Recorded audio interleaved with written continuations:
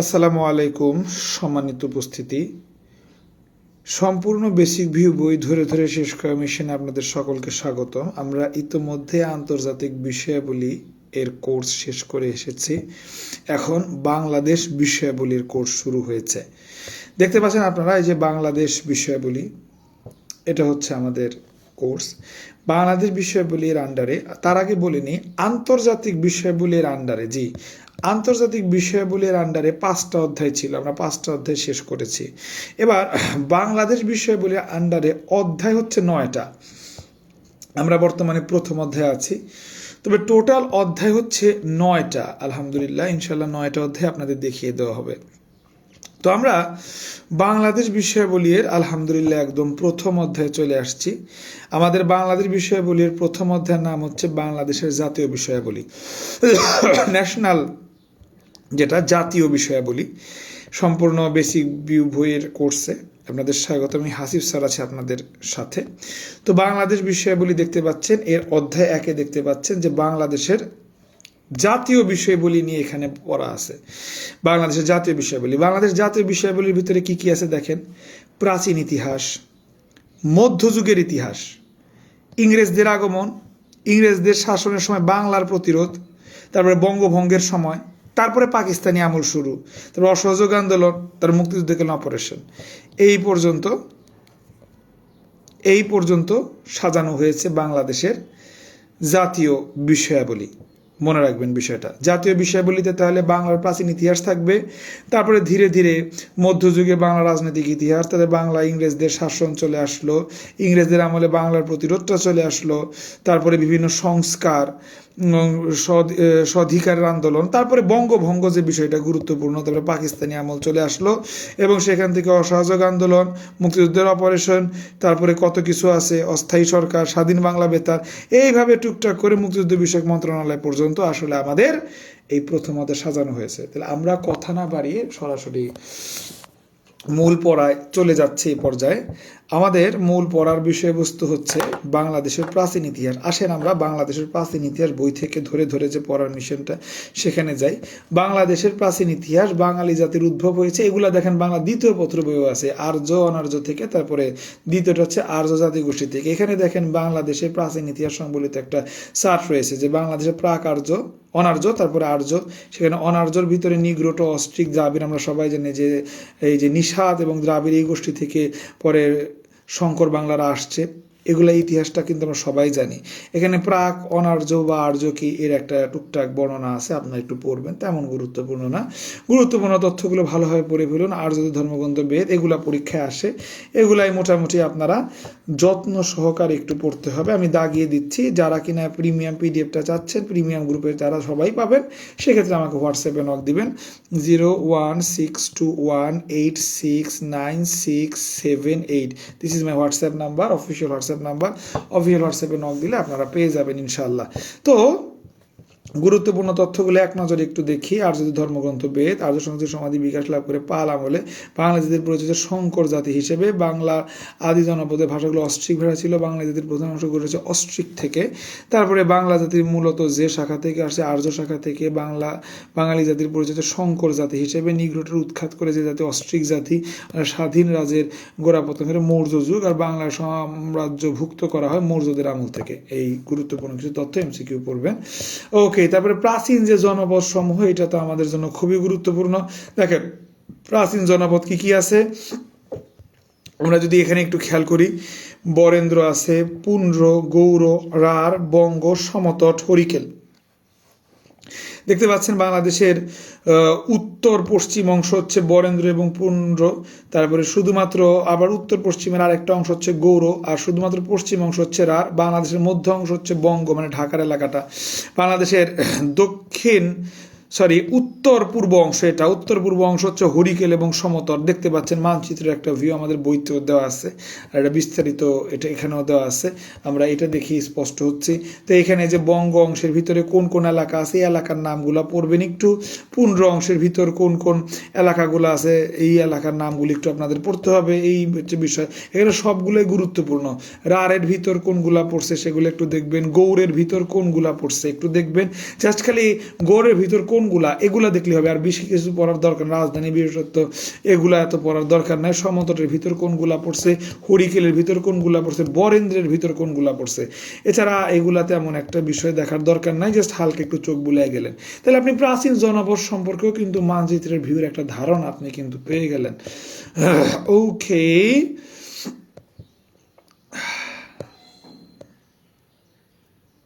এরপরে আমরা আরেকটা গুরুত্বপূর্ণ তথ্য জানতেছি যে আমাদের এই উপমহাদেশে বিদেশ থেকে কোন কোন পর্যটকরা আসছিল। আমাদের উপমহাদেশ মানে আমাদের যে বাংলা যে অংশটা, উপমহাদেশের যে অংশটা, এই অংশে বিদেশ থেকে কোন কোন পরিব্রাজকরা, মানে পরিব্রাজক হচ্ছে পর্যটক, ভ্রমণকারী, কোন কোন পর্যটক বা পরিব্রাজকরা, ট্রাভেলার্সরা আসছিল আমরা দেখব। এর ভিতরে ফা হিয়েন মেগাস্তিনি, হিউয়েন সাং, মা হুয়ান, ইবনে বতুতা, এই সবগুলাই গুরুত্বপূর্ণ। এটা তেমন একটা গুরুত্বপূর্ণ না, ঠিক আছে। এই পর্যন্ত সবগুলাই গুরুত্বপূর্ণ, এবং মেগাস্তিনিস গ্রিসের সবগুলাই চীনের, একটা গ্রিসের আর একটা মরক্কো, এগুলা খুবই খুবই খুবই গুরুত্বপূর্ণ। এই সালগুলা না পড়লেও সমস্যা নাই, তবে যে অন্যান্য তথ্যগুলা মেগাস্তিন রিলেটেড, ফাহিয়েন, হিউয়েনসান, মাহুয়া, হ্যাঁ ইবনে বতুতা, এই তথ্যগুলো হালকার উপর দিয়ে একটু পড়বেন। সালগুলা তো মনে রাখতে পারবেন না, আর তথ্যগুলো হালকার উপর দিয়ে একটু পড়ে নেবেন। That's it. এই ছিল মোটামুটি আপনার পরিব্রাজক রিলেটেড কিছু গুরুত্বপূর্ণ বিষয়। ওকে, তাইলে আমরা কি কি সম্পর্কে জানলাম? আমরা জানলাম একদম বাঙালির যে ইতিহাসটা, ফ্যামিলি চার্ট সম্পর্কে জানলাম আমরা। এরপরে কিন্তু জানলাম, মনে করেন এই যে জাতীয় যে প্রাচীন জনপদ সম্পর্কে জানলাম, এবং তারপরে আমরা পরিব্রাজকদের সম্পর্কে ধারণা পেলাম। এবার প্রাচীন বাংলার রাজনৈতিক ইতিহাস, মানে খ্রিস্ট পূর্বাব্দ থেকে 1204 খ্রিস্ট পর্যন্ত দেখছেন প্রাচীন বাংলায় কারা কারা আসছে, মানে রাজনৈতিক প্রভাব খাটাইতে। একদম খ্রিস্টপূর্ব, খ্রিস্টানদের যীশুখ্রিস্ট জন্মের আগে আলেকজান্ডার আসছিল প্রাচীন বাংলায়। আলেকজান্ডার সম্পর্কে আমরা কিন্তু আন্তর্জাতিক বিষয়গুলিতেই বিস্তারিত পড়েছি। হ্যাঁ, তো এখান থেকে আলেকজান্ডার সম্পর্কে টুকিটাকি তথ্য হালকার উপর দিয়ে একবার দেখে নেবেন, একবার দেখাই আনাব। এই যে এখানে আলেকজান্ডার, সক্রেটিস, প্লেটো, এরিস্টটলের সাথে কিভাবে ঘনিষ্ঠ, এগুলা কিন্তু আমরা একদম আন্তর্জাতিক বিষয়গুলির প্রথম অধ্যায়ে এই সম্পর্কে আমরা কিন্তু পড়েছি। গ্রিক সভ্যতার যুক্তিবাদী দার্শনিকদের বলা হতো সোফিস্ট, এটা একটু মনে রাখতে পারেন। তাছাড়া মোটামুটি এগুলা টুকটাক তথ্য ভালোই আছে আলেকজান্ডার সম্পর্কে। হালকার উপর একবার দেখলেন প্রাচীন কিছু বংশের প্রতিষ্ঠাতা শ্রেষ্ঠ সম্রাট। হ্যাঁ, এইটা একটু ভালো করে পড়বেন, আমি দাগ দিচ্ছি, এটা একটু ভালো করে পড়বেন, এগুলো খুবই কাজে লাগে। যেমন মৌর্য বংশের শ্রেষ্ঠ কে? চন্দ্রগুপ্ত মৌর্য। গুপ্ত বংশের মহারাজা শ্রীগুপ্ত, তারপরে প্রতিষ্ঠাতা এবং শ্রেষ্ঠ রাজা। মৌর্য বংশের প্রতিষ্ঠাতা চন্দ্রগুপ্ত মৌর্য, শ্রেষ্ঠ রাজা চন্দ্রগুপ্ত মৌর্য, একই। গুপ্ত বংশের মহারাজা শ্রীগুপ্ত, আর গুপ্ত বংশের সমুদ্রগুপ্ত হচ্ছে শ্রেষ্ঠ। বংশের নাম হচ্ছে পাল বংশ, গোপাল প্রতিষ্ঠাতা, ধর্মপাল শ্রেষ্ঠ। সেনের বংশে প্রতিষ্ঠাতা সামন্ত, শ্রেষ্ঠ হচ্ছে বিজয় সেন। এই যে সুন্দর বিষয়, এবং এটা হালকা একটা ধারণা নিয়ে তারপরে যে মৌর্য বংশ, দেখেন মৌর্য বংশ সম্পর্কে কিন্তু অলরেডি আমরা এখানে পড়ছি। টুকটাক বিস্তারিত সাল টাল সম্বলিত কিছু রাজধানী রিলেটেড বিস্তারিত আছে, এই টুকটাক এগুলো আপনারা পড়ে নিতে পারবেন, কোনো সমস্যা নাই। এই মানচিত্রটা তো ইন্ডিয়ার একটা মানচিত্র দেখা যাচ্ছে এটা, সো এখানে বাংলাদেশ থাকার কথা কিন্তু এখন আর নাই। তো এই যে ইন্ডিয়া, এই যে ইন্দাস সিন্ধু সভ্যতা, এইখানে এই যে মৌর্য এম্পায়ার, যে এখানে ছিল মৌর্যরা ছিল আর কি দেখা যাচ্ছে। তো মৌর্য সম্রাট অশোক হচ্ছে মৌর্য বংশ, এটা খুব একটা গুরুত্বপূর্ণ পয়েন্ট। সম্রাট অশোক কোন বংশের? মৌর্য বংশের। তারপর কলিঙ্গ যুদ্ধ, কলিঙ্গ যুদ্ধ কি? কলিঙ্গ ছিল একটা উর্বর ভূমি, তারপরে এই অঞ্চলটি মৌর্য সম্রাট অশোক কর্তৃক আক্রান্ত হলে কলিঙ্গ যুদ্ধ সূচনা ঘটে, এতে 1 লাখ মানুষ নিহত হয়। কলিঙ্গ যুদ্ধ থেকে সম্রাট অশোক অনেক একটা শক খাইছিল এখানে 1 লাখ মানুষের মৃত্যু দেখে। হ্যাঁ, তারপরে চাণক্য একটা গুরুত্বপূর্ণ টপিক। চাণক্য আসলে কে ছিল যদি আমরা জানতে চাই, তাহলে চাণক্য হচ্ছে উপদেষ্টা ছিলেন চন্দ্রগুপ্ত মৌর্য ও বিন্দুসারের উপদেষ্টা ছিলেন। মেইনলি চন্দ্রগুপ্ত মৌর্য ধরা হয়। উপাত্ত ছিল চাণক্যের, উপাধি ছিল কৌটিল্য, আর চাণক্যের গ্রন্থ হচ্ছে অর্থশাস্ত্র। এই 3টা খুবই গুরুত্বপূর্ণ ভাই, একটু পড়ে নেবেন। এই 3টা পড়ার পর আমরা সরাসরি এই এমসিকিউগুলো কমপ্লিট করতে পারবো। তো এই মোটামুটি আমাদের আগাচ্ছে পড়া। আমরা জানলাম প্রাচীন বাংলার রাজনৈতিক পরিস্থিতি জানলাম, বংশ সম্পর্কে জানলাম, জনপদ সম্পর্কে জানলাম, এবং আরও অনেক কিছু সম্পর্কে জানলাম। বংশ তো শেষ হয়নি, চলমান আছে। আমরা গুপ্ত বংশ সম্পর্কে জানবো। দেখতে পাচ্ছি পুরা ইন্ডিয়ার উপরের অংশটা একসময় গুপ্তরা রাজত্ব করত। গুপ্তের প্রথম স্বাধীন ও শক্তিশালী রাজা হচ্ছে প্রথম চন্দ্রগুপ্ত, আর প্রতিষ্ঠাতা হচ্ছে মহারাজা শ্রীগুপ্ত। ঠিক আছে, এইটা গুরুত্বপূর্ণ। আর রাজধানী ছিল পাটালিপুত্র। গুপ্ত সাম্রাজ্যের বিশেষত ভারতের স্বর্ণযুগ হচ্ছে গুপ্ত সাম্রাজ্য অবশ্যই মনে রাখবেন। এছাড়া ভিতরের তথ্যগুলো একটু পড়বেন। এছাড়া অজন্তা ও ইলোরা গুহাচিত্র, এটা গুপ্ত সাম্রাজ্যে প্রতিষ্ঠিত হয়, এটা খুবই গুরুত্বপূর্ণ। ভারতের গুহার ভিতরে, এটা আমি আন্তর্জাতিক বিষয়াবলিতে এটা কাভার করেছিলাম, আপনাদের মনে আছে কিনা আমি জানি না। অজন্তা এবং ইলোরার গুহাচিত্র, অজন্তা এবং ইলোরা নামের বিশেষ বিশেষ কিছু গুহাচিত্র রয়েছে। সেই গুহাচিত্রগুলা যতটুক সম্ভব জানি যে সেগুলা ভারতবর্ষের, এবং এটা গুপ্ত সাম্রাজ্যকালে অজন্তা এবং ইলোরা, এগুলো গুহার নাম। হ্যাঁ, অজন্তা ইলোরার ভিতরে গুহাচিত্র, আমি আন্তর্জাতিক বিষয়াবলী ক্লাসে এই জিনিসগুলো খুব ভালো করে দেখাইছিলাম। এছাড়া মেঘদূতম, বিষ্ণুগুপ্তের সহকবি কালিদাসের রচিত একটি কাব্য। তাহলে এখান থেকে আমরা জানতে পারতেছি যে চাণক্যের কাব্য কোনটা, অর্থশাস্ত্র গ্রন্থ। আবার গুপ্ত সাম্রাজ্যের একজন কবি, সে হচ্ছে কালিদাস, কালিদাস, তার রচিত হচ্ছে মেঘদূত। সো এই বিষয়গুলা কিন্তু অনেক অনেক গুরুত্বপূর্ণ। কালিদাসের তুলনা করা উইলিয়াম শেক্সপিয়ারের সাথে, এইটাও কিন্তু গুরুত্বপূর্ণ একটা বিষয়। ওকে, এই উপাধিগুলো একটু পড়বেন। মহারাজা শ্রীগুপ্ত, রাজাধিরাজ হচ্ছে প্রথম চন্দ্রগুপ্ত, বিক্রমাদিত্য হচ্ছে দ্বিতীয় চন্দ্রগুপ্ত, ভারতের নেপোলিয়ন হচ্ছে সমুদ্রগুপ্ত। এগুলো খুবই গুরুত্বপূর্ণ, একটু আমি দাগ দিয়ে রাখছি, সেগুলো দাগ দিচ্ছি, কোনোভাবেই এগুলো আপনি বাদ দিতে পারবেন না। আপন মনে এমসিকিউগুলো করে যাবেন, কোনো সমস্যা নাই। গুপ্ত পরবর্তী বংশ, বঙ্গ, গৌড়, মৎস্যায়ন, এইগুলার থেকে ইম্পর্টেন্ট হচ্ছে মৎস্যায়নটা ইম্পর্টেন্ট, বিসিএসও কয়েকবার আসছে। ওকে, আমরা মৎস্যায়ন সম্পর্কে হালকার উপর একটু জানার চেষ্টা করি। মৎস্যায়নের হচ্ছে কৌটিল্যের অর্থশাস্ত্র গ্রন্থ অনুসারে বড় মাছ ছোট মাছকে খেয়ে ফেলে। মানে মৎস্যায়নের কনসেপ্ট হচ্ছে অরাজকতা, জোর যার মুল্লুক তার, বড় মাছ ছোট মাছকে খেয়ে ফেলতেছে, মৎস্যায়ন হচ্ছে। তো এটাকে জোর যার মুল্লুক তার, মানে অরাজকতার একটা ডাইনাস্টি বা সাম্রাজ্য বলা হয়। মৎস্যায়ন কখন ঘটছে, সংগঠনের কারণটা এখানে সুন্দর করে বলছে যে শশাঙ্কের মৃত্যুর পর আসলে গৌড় রাজ্য ভেঙে কর্ণ, সুবর্ণ, সমতট একাধিক রাজ্যে বিভক্ত হয়। মানে শশাঙ্কের মৃত্যুর পর আসলে যে সুন্দর একটা রাজতন্ত্র ছিল বাংলায়, সেটা বিক্ষিপ্ত হয়ে যায় এবং একাধিক রাজ্যে বিভক্ত হওয়ার ফলে যে যত পারতেছিল ছোট ছোট রাজ্যগুলোকে গ্রাস করছিল। এই সময়টাকে মৎস্যায়ন বলে। দেখেন, এটা হচ্ছে সময়কালটা একটু ভালো করে খেয়াল রাখবেন। মৎস্যায়ন হয় কত, সপ্তদশ থেকে অষ্টদশ শতকে। দেখেন, এই যে সপ্তদশ থেকে অষ্টদশ শতকে সময়কাল আনুমানিক এত। মৎস্যায়ন যুগ হচ্ছে গুপ্ত ও পালের মধ্যবর্তী শাসনামল, এটাও গুরুত্বপূর্ণ। এইটুকু একটু হালকার উপর দিয়ে পড়বেন মৎস্যায়ন সম্পর্কে, এনাফ। তারপরে আমরা পাল বংশ, মৎস্যায়নের পরবর্তী বংশটা হচ্ছে পাল বংশ, ভেরি ভেরি ইম্পর্টেন্ট। তো এই যেটা বাংলাদেশ কিন্তু, হ্যাঁ, এটা বাংলাদেশের একটা মানচিত্র। তো পাল বংশ, নেপাল টেপাল জুড়ে পাল বংশরা রাজত্ব করছে, মানে বাংলাদেশ এবং সেভেন সিস্টার, নেপাল, এই অংশটা আসলে পাল বংশ রাজত্ব করছে আর কি। তো পালের শাসনামল দেওয়া আছে। পালের প্রতিষ্ঠাতা গোপাল, পাল সমাজের বিশেষত্ব, প্রথম বংশানুক্রমিক রাজবংশ। বংশানুক্রমিক মানে কি, পাল মরলে দ্বিতীয় পাল আসবে, দ্বিতীয় পাল তৃতীয় পাল আসবে, বংশ অনুযায়ী রাজবংশ। ঠিক আছে, তারপরে গুরুত্বপূর্ণ, তারপরে পাল রাজারা ছিল ধর্মপাল, তার ছেলে দেবপাল, নারায়ণ পাল, রামপাল, মদন পাল। এতগুলার ভিতরে ধর্মপালটি ইম্পর্টেন্ট, নেপাল জয় করে। সেইভাবে নেপালেও কিন্তু একটা হিন্দুত্ববাদী তৈরি হয়। নেপাল জয় করে, বিক্রমশীল বিহার নির্মাণ করে, সোমপুর বিহার নির্মাণ করে, হিন্দু ধর্ম পৃষ্ঠপোষকতা করতেন। তার প্রধানমন্ত্রী গর্গ ছিলেন একজন ব্রাহ্মণ। তো এই যে গুরুত্বপূর্ণ কিছু তথ্য কিন্তু এখানে ইনক্লুড আছে, দেখতে পাইছেন আপনারা। তো পাল বংশের পরবর্তী বংশটা হচ্ছে সেন বংশ। হ্যাঁ, তো এই পাল বংশ থেকে বংশানুক্রমিক শাসন কিন্তু শুরু হয়েছে, মনে রাখেন। হ্যাঁ, তবে যে সেন বংশ, বিজয় সেন, বল্লাল সেন, লক্ষণ সেন, খুবই গুরুত্বপূর্ণ। সেন বংশের সময়কালটা পড়বেন। প্রথম রাজা হেমন্ত সেন, রাজধানী ছিল নদিয়া। মোটামুটি হালকার উপর দিয়ে পড়ে এইখানটা একটু গুরুত্ব দিয়ে পড়বেন। বিজয় সেনের উপাধি ছিল পরম মহাশের, পরমেশ্বর। আর বল্লাল সেন উপাধি ছিল অরির। না, এগুলা তো দরকার না, এগুলা দরকার, কর্মকাণ্ডগুলা দরকার আর কি। সরি, বিজয় সেন, বল্লাল সেন, লক্ষণ সেন, বিজয় সেন শাসন শ্রেষ্ঠ রাজা। বিজয় সেন ছিল সেন বংশের শ্রেষ্ঠ রাজা, এটা দরকার নাই।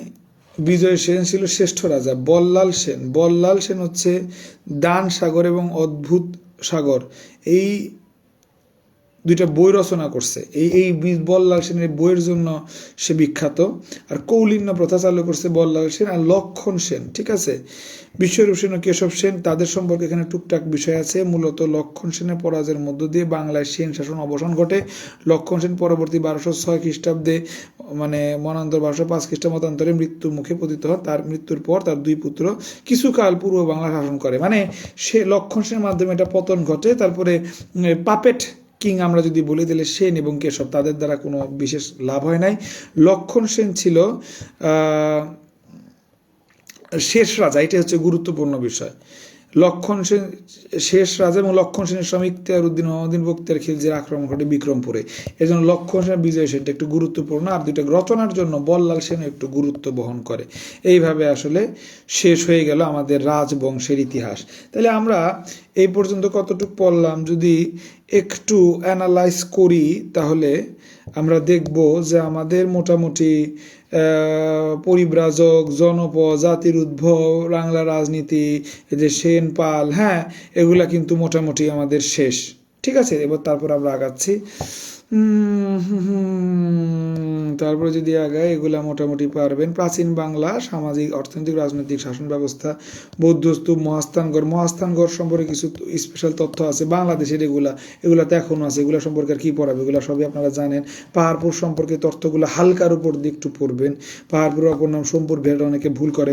ময়নামতি সম্পর্কে তথ্যগুলো হালকার উপর দিয়ে পড়বেন, যেগুলো দাগাচ্ছি, ঠিক আছে, সেগুলো মহাস্থানগড়, পাহাড়পুর, ময়নামতি সম্পর্কে হালকা পাতলে একটু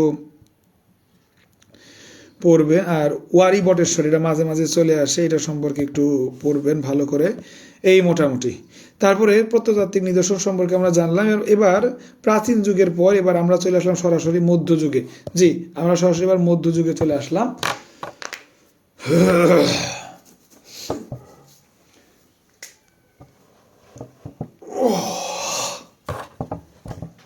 সরি।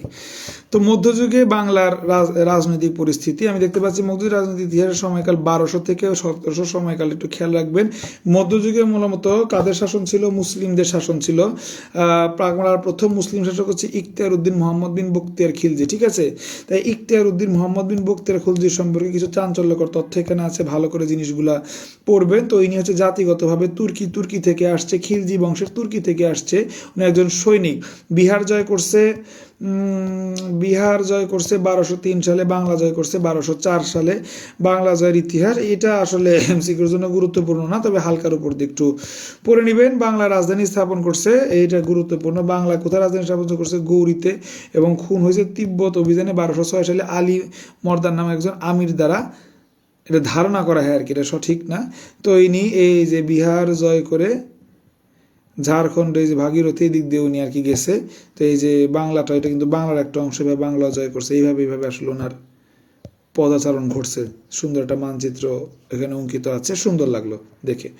ওকে, তারপরে ইখতিয়ার উদ্দিন মোহাম্মদ বিন বখতিয়ার খিলজি রয়েছে। তারপরে যে সুলতান মোহাম্মদ ফিরুজ শাহ, বিভিন্ন জিনিস রয়েছে। এগুলো হয়তো শাহজালালের মাজারটা হালকার উপর দিয়ে পড়লেন, গুরুত্বপূর্ণ না। তারপরে এটাই ছিল মেইন বিষয় যে মধ্যযুগে বাংলাদেশে কে আসলো? ইখতিয়ার উদ্দিন মোহাম্মদ বিন বখতিয়ার খিলজি। তারপরে মধ্যযুগে অন্যান্য সুলতানি আমল যদি আমরা পড়ি, সুলতানি আমল ফখরুদ্দিন মুবারক শাহ, ইখতিয়ার উদ্দিন গাজী শাহ। সুলতানি আমলের পর কিন্তু মোগলি আমল আসে, মনে রাখবেন। সুলতানি আমল 1300 সাল থেকে 1500 সাল পর্যন্ত, 1500 পরে কিন্তু মোগলি আমলটা চলে আসবে, মনে রাখবেন। এখানে মোটামুটি এই যে এগুলার পড়ার দরকার নেই, কারণ এই তথ্যগুলো তো এখানেই আছে। ফখরুদ্দিন মুবারক শাহ সম্পর্কে একটু পড়বেন। ফখরুদ্দিন মুবারক শাহ রাজধানী ছিল সোনারগাঁতে। আর তিনি সর্বপ্রথম চট্টগ্রাম জয় করে রাজধানী সোনারগাঁ করছে আর কি। ইখতিয়ার উদ্দিন গাজী শাহ দরকার নাই। তারপরে কি শামসুদ্দিন ইলিয়াস শাহ, এটা খুবই গুরুত্বপূর্ণ। তার সময় আসলে এই যে বাঙালি নামটা প্রচলন ঘটে ইলিয়াস শাহর সময়। শাহী বাঙ্গালা, শাহী বাঙালিয়ান, বাংলার অধিপতি হওয়া প্রথম মুসলিম, গুরুত্বপূর্ণ। গিয়াসউদ্দিন আজম শাহ উপাধি হচ্ছে আজম শাহ নামে, এবং উনি ফরাসি একজন ফরাসি ভাষায় কাব্য রচনা করতেন। পারস্যের কবি হাফিজের সাথে ওনার একটা পত্রযোগ ছিল, এর জন্য গিয়াসউদ্দিন আজম শাহ এটা হচ্ছে ইম্পর্টেন্ট। তাইলে আলহামদুলিল্লাহ আমরা বিভিন্ন রাজা এবং রাজাদের কর্ম সম্পর্কেও পড়ে ফেলতেছি আর কি।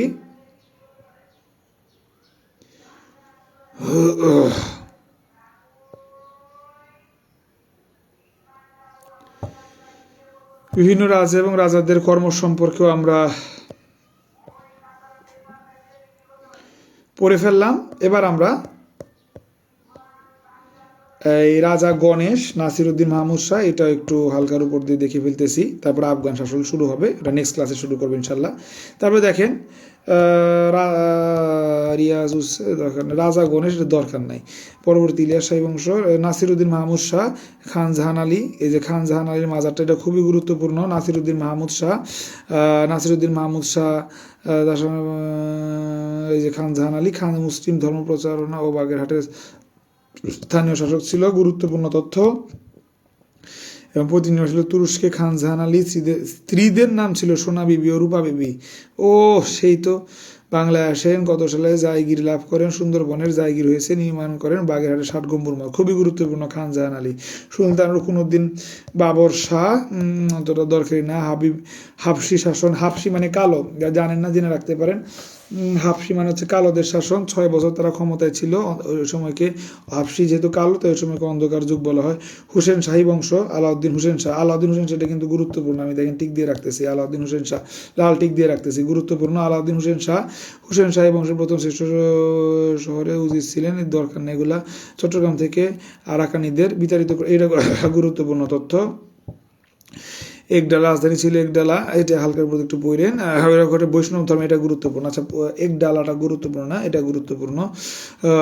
এই যে পুরাণে এগুলো লেখা হয়েছে, দেখেন মুসলমান কিন্তু হিন্দুদের কতটা সুযোগ দিছে, আর এই হিন্দুরা বলে আমরা নাকি মুসলমান নিধন করি, কি ফাইজলামে, মানে আমরা নাকি হিন্দু নিধন করি। তৈরি করেন গৌড়ের ছোট সোনা মসজিদ, গুরুত্বপূর্ণ। স্বর্ণ, এই যে এটা হচ্ছে গুরুত্বপূর্ণ, হাইলাইট না দিয়ে আমি থাকতেই পারলাম না।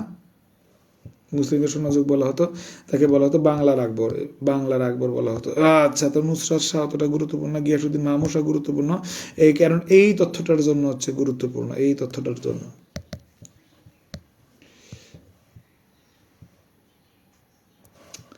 এমন কেন?